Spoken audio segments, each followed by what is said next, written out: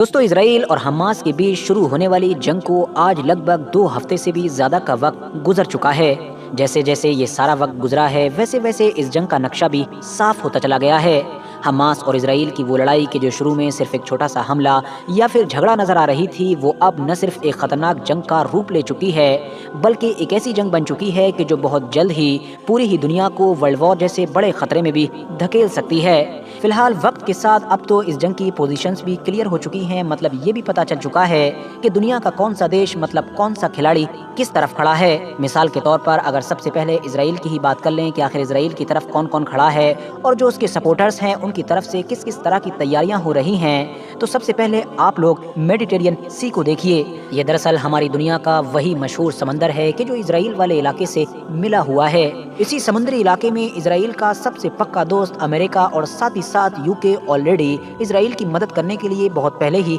पहुंच चुका है। यहाँ पर अमेरिका ने पहले ही अपने ऐसे जंगी समुद्री जहाज पहुंचा दिए हैं कि जो न सिर्फ खतरनाक हथियारों से लैस हैं बल्कि 2000 के करीब उन पर कमांडोज भी मौजूद हैं। इतना ही नहीं, अमेरिका की जो खुफिया एजेंसी है वो ऑलरेडी मोसाद के साथ काम कर रही है। यानी अमेरिका की खुफिया एजेंसी इसराइल के अंदर मौजूद है और वो हमास के खिलाफ लड़ने में हर तरह की मदद कर रही है। इन तमाम चीज़ों के अलावा अमेरिकी राष्ट्रपति जो बाइडन ने अमेरिकी कांग्रेस के सामने इसराइल और यूक्रेन की मदद के लिए $100 मिलियन के पैकेज का भी ऐलान किया है। याद रहे दोस्तों कि ये जो $100 मिलियन की मदद का पैकेज है, ये दरअसल उस तमाम मदद के अलावा है कि जो ऑलरेडी अमेरिका की तरफ से इसराइल की ज़मीन पर हथियारों, पैसों या फिर किसी दूसरी शक्ल में पहुँचा दी गई है। यूएसए और यूके के अलावा इन लोगों का जो मिलिट्री ग्रुप है, मतलब कि नेटो, वो भी जरूरत पड़ने पर इसराइल की मदद के लिए अलर्ट हो चुका है। मगर दोस्तों, अब यहाँ पर दिलचस्प बात यह है कि दुनिया के ये सारे ताकतवर देश और ये सारी बड़ी ताकतें जिस इलाके पर हमला करने की तैयारी कर चुकी हैं, वो इलाका सिर्फ और सिर्फ 41 किलोमीटर लंबी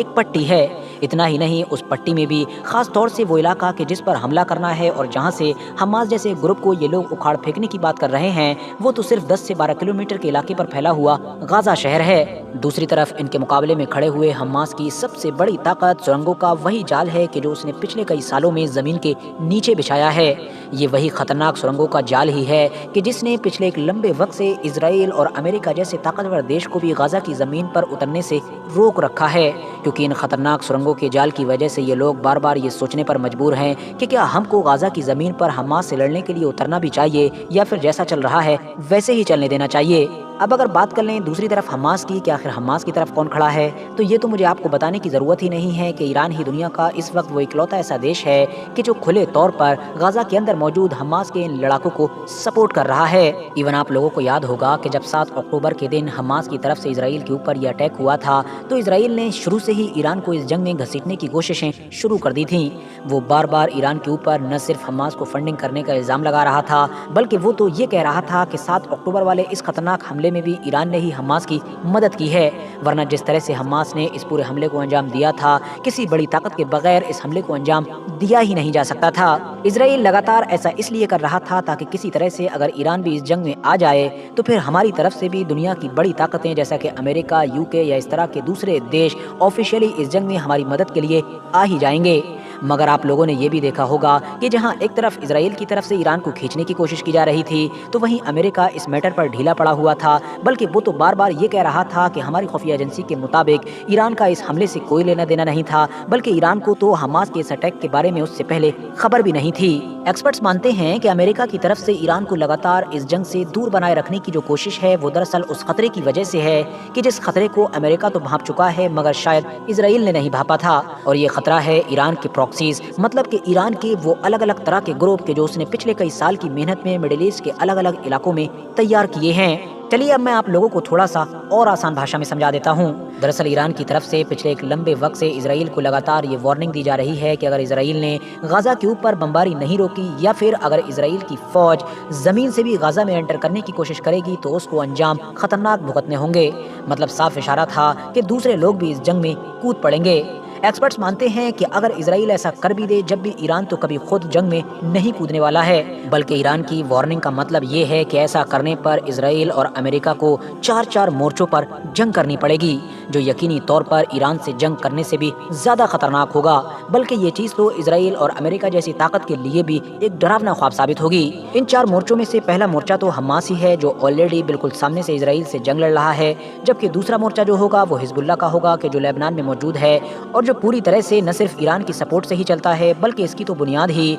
इसराइल को ख़त्म करने के इरादे से और ईरान की कोशिशों से ही रखी गई थी। जाहिर है ये तो हो गए 2 मेन मोर्चे, जबकि तीसरा मोर्चा यमन से भी खुल सकता है, क्योंकि यमन के अंदर हुती लोग मौजूद हैं कि जो एक लंबे वक्त से सऊदी अरबिया से जंग कर रहे थे, मगर अब पीस डील होने के बाद से वो लोग वहाँ पर खाली बैठे हुए हैं। याद रहे ये हुती ग्रुप भी वही है कि जिसके बारे में ये माना जाता है कि इसको पूरी तरीके से ईरान ही सपोर्ट करता है। जबकि बात कर लें अगर चौथे मोर्चे की, तो वो सीरिया और इराक के इलाके में होगा, क्योंकि यहाँ पर एक लंबे वक्त से ऐसे बहुत सारे छोटे और बड़े ग्रुप मौजूद हैं कि जिनको खुले तौर पर ईरान की तरफ से सपोर्ट किया जाता है और वो इसराइल और अमेरिका जैसे देशों को अपना सबसे कट्टर दुश्मन मानते हैं। यहाँ पर एक और दिलचस्प बात ये भी है कि वैसे तो इन चारों ही मोर्चों में से सिर्फ हमास ही एक ऐसा मोर्चा है कि जो ऑलरेडी इस जंग को लड़ रहा है और ऑफिशियली इस जंग में इसराइल के खिलाफ खड़ा हुआ है, मगर बाकी के जो 3 मोर्चे हैं वो ऑफिशियली भले ही इस जंग में इन्वॉल्व ना हुए हों, लेकिन शुरू से ही इसराइल के खिलाफ लड़ने की कोशिश कर रहे हैं। जैसा कि हिजबुल्लाह शुरू से ही इसराइल के बॉर्डर पर हमले कर रहा है, तो दूसरी तरफ इसराइल भी उसका जवाब देने की कोशिश कर रहा है। वहीं दूसरी तरफ पिछले कुछ दिनों से इस तरह की भी कई खबरें आई कि अमेरिका के उन फौजी अड्डों पर हमले हुए कि जो इराक और सीरिया के अंदर मौजूद हैं, और यकीनी तौर पर ये हमले उन्हीं छोटे बड़े ग्रुप की तरफ से किए गए थे कि जो इस इलाके में मौजूद हैं और जिनके बारे में ये माना जाता है कि ये ईरान की सपोर्ट से चलते हैं। इवन हद तो तब हो गई जब अभी 1-2 दिन पहले ही इस तरह की खबर आई कि यमन जैसे इलाके में कि जो इसराइल से बहुत दूर है, यहाँ से भी एक मिसाइल छोड़ी गई थी और ये मिसाइल सीधे तौर पर इसराइल में जा रही थी, मगर क्योंकि रेड सी के अंदर बीच में ही अमेरिका के जंगी जहाज मौजूद थे, तो उन्होंने उस मिसाइल को बीच में ही रोक दिया। जाहिर है यमन के इलाके से इसराइल के ऊपर हुती लोगों के अलावा कौन मिसाइल छोड़ सकता है। फिलहाल ये तो सिर्फ ईरान की बात थी, मगर पिछले कुछ दिनों में कुछ ऐसा भी हुआ है कि जिसकी वजह से अब चाइना और रशिया जैसे ताकतवर देशों के भी चांसेस इस जंग में कूदने के बढ़ते जा रहे हैं। और अगर ऐसा होता है तो ये कोई वॉर नहीं बल्कि वर्ल्ड वॉर बन जाएगी। सबसे पहली चीज़ कि जिसने इस जंग का नैरेटिव एकदम से चेंज कर दिया, वो दरअसल अभी कुछ दिन पहले ही गाजा के एक हॉस्पिटल में होने वाली वो एयर स्ट्राइक थी कि जिसमें 500 से भी ज़्यादा लोगों की जान चली गई थी। इसराइल की तरफ से बाद में इस एयर स्ट्राइक से दामन झाड़ने की काफ़ी कोशिश की गई और बार बार ये कहा गया कि ये एयर स्ट्राइक हमारी तरफ से नहीं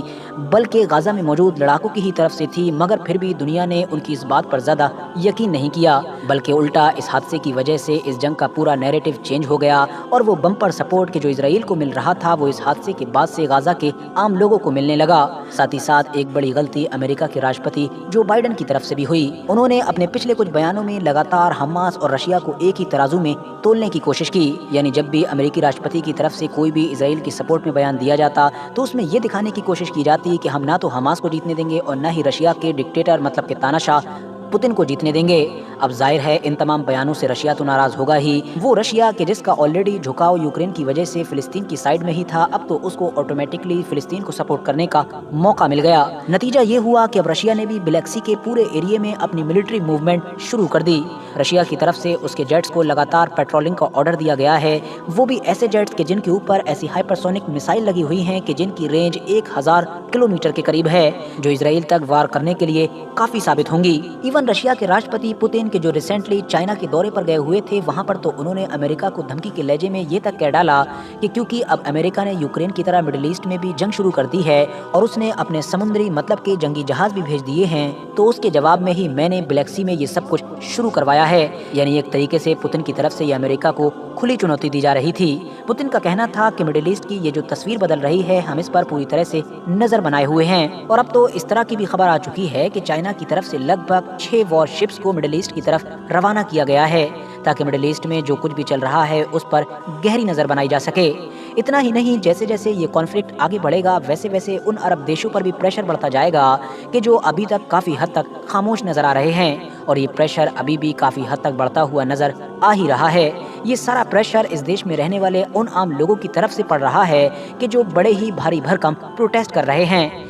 ظاہر ہے اگر یہ جنگ اور لمبی کھنچتی ہے اور حالات اور بھی بگڑتے ہیں تو بھلے ہی وہ فلسطین کی مدد نہ کریں، لیکن اسرائیل کے خلاف ان کے تیور سخت سے سخت ہوتے چلے جائیں گے۔ عرب دیشوں کے علاوہ ترکی کے راشٹرپتی رجب طیب اردوغان بھی لمبے وقت تک اس جنگ میں صرف اپنے جملوں اور اسپیچز سے کام نہیں چلا سکیں گے۔ وہ اس لیے کیونکہ ترکی میں بھی جس لیول کے پروٹیسٹ ہو رہے ہیں اس سے پتہ چلتا ہے کہ وہاں کی گورنمنٹ کے اوپر کتنا زیادہ پریشر دن بدن بڑھتا جا رہا ہے۔ یاد رہے دوستو کہ ترکی میں یہ جو بڑے بڑے پروٹیسٹ ہو رہے ہیں یہ دراصل وہی ووٹ بینک ہے کہ جس کے بلبوتے پر رجب طیب اردوغان پچھلے 2 دشکوں سے لگاتار ترکی پر راج کرتے آ رہے ہیں۔ تو کل ملا کر اب ہم یہ کہہ سکتے ہیں کہ یہ بات تو کلیئر ہو چکی ہے کہ یہ جنگ لمبی چلنے والی ہے، ساتھ ہی ساتھ یہ بات بھی کلیئر ہو چکی ہے کہ جس طرح سے جنگ کے شروع میں نظر آ رہا تھا کہ آسانی کے ساتھ اسرائیل اور امریکہ مل کر غزہ میں بیٹھے ہوئے حماس کو ختم کر دیں گے، تو ویسا بالکل بھی شاید نہیں ہوتا ہوا نظر آ رہا ہے، کیونکہ وقت کے ساتھ اسرائیل اور امریکہ کا دشمن بھی طاقتور سے طاقتور ہوتا جا رہا ہے۔ فی الحال دوستو آج کی اپنی ویڈیو کو ہم یہیں پر